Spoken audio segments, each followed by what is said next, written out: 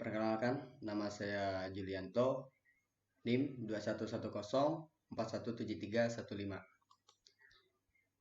Di sini kita akan meringkas tentang itu meringkas bab 1 menentukan judul penelitian. Jadi kita masuk ke pendahuluan. Apa saja yang diperlukan untuk membuat tulisan yang menarik? Sebagian dari kita mungkin menjawab rangkaian narasi, pilihan diksi, alur penceritaan, bahkan kepadatan riset. Tetapi bagian yang tidak kalah penting adalah mencantumkan judul yang tepat. Ibarat sampul judul adalah rangkaian kalimat di bagian paling atas karya tulisan kita. Dan di sanalah pembaca bisa mulai menilai mutu tulisan kita. Judul yang tepat tidak hanya membutuhkan rangkaian kalimat yang unik, menarik, dan kontekstual, tetapi juga rapi dan sesuai kaidah.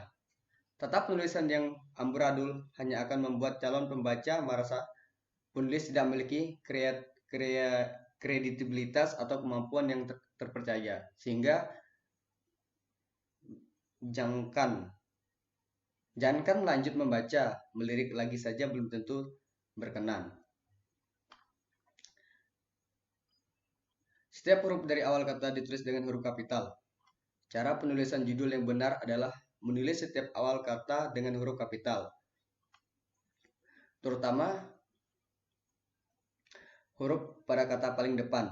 Aturan ini berlaku untuk hampir semua jenis kata termasuk nama tempat, sifat, keterangan. Namun ada beberapa pengecualian yang akan dijelaskan pada poin-poin berikut. Yaitu yang pertama, gunakan huruf kecil untuk preporsi, konjungsi, dan inteleksi. Yang dimaksud dengan proposisi adalah kata depan yang diikuti oleh kata lainnya. Berfungsi untuk menjelaskan dan memberikan kesinambungan antara kata sebelum dan kata selanjutnya.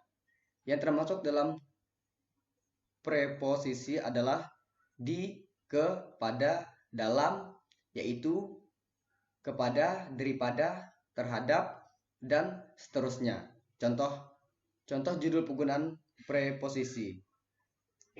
Tips memasak daging ala Chef Juna.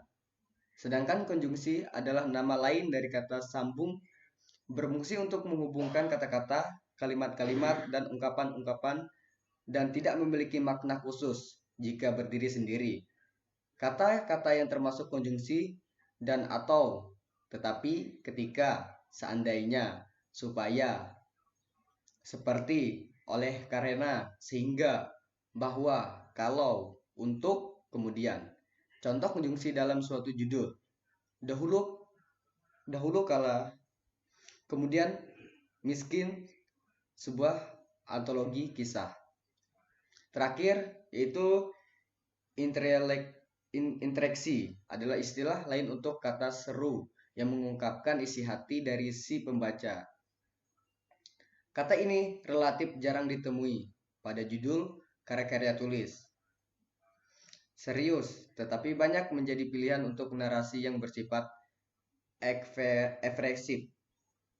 Contoh interaksi adalah alhamdulillah, duh, i, cih, yuk, wah, wow, amboy, ah, loh, dan lain-lain. Contoh injeksi dalam suatu judul, jalan-jalan ke Maldives, yuk. Meskipun demikian, jenis kata partikel tersebut harus tetap ditulis dengan huruf kapital apabila letaknya di kata pertama sebuah judul, sesuai dengan kaidah awal. Kita bisa menjadikan sejumlah karya besar sebagai contoh pengecualian ini, termasuk dari Ave Maria sampai Jalan Lain ke Roma. Yang kedua, perhatikan kaidah huruf kapital pada kata ulang. Terkadang kita menemukan kata ulang pada judul yang akan kita gunakan. Untuk mengetahui cara penulisannya, pertama-tama kita harus mengenal bentuk kata ulang tersebut.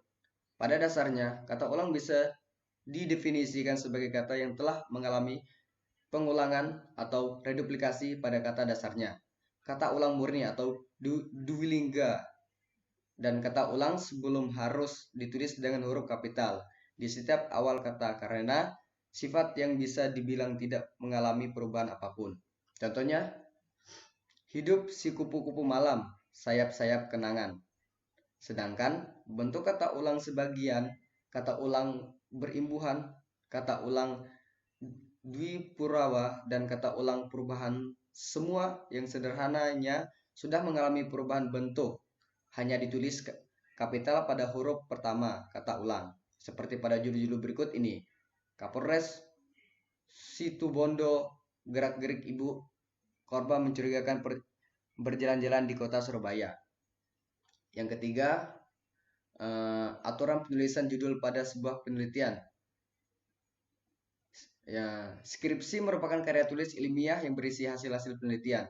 Skripsi yang ditulis dapat berdasarkan hasil penelitian lapangan, hasil kajian pustaka, kajian numerik, kajian analitik, ataupun hasil pengembangan suatu teknologi. Penulisan skripsi merupakan salah satu bentuk penulisan karya ilmiah yang terakhir dilakukan oleh mahasiswa sebagai syarat untuk memperoleh gelar sarjana, yaitu S1. Untuk memperoleh keragaman dalam format penulisan, maka diperlukan pedoman yang mengatur hal tersebut.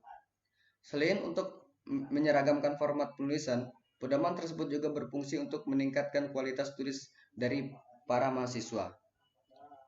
Judul penelitian berisi pernyataan yang secara spesifik mencerminkan isi penelitian yang akan dilakukan atau mencerminkan konsep dari gejala atau fenomena yang diteliti atau hubungan antar konsep dari gejala atau fenomena yang diteliti.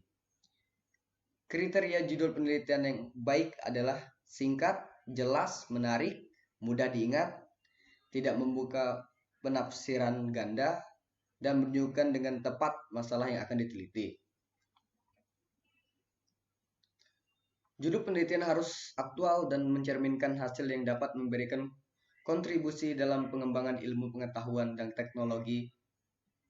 Selain itu, judul tidak boleh mengandung tabel gambar, singkatan, dan kata-kata yang tidak sopan.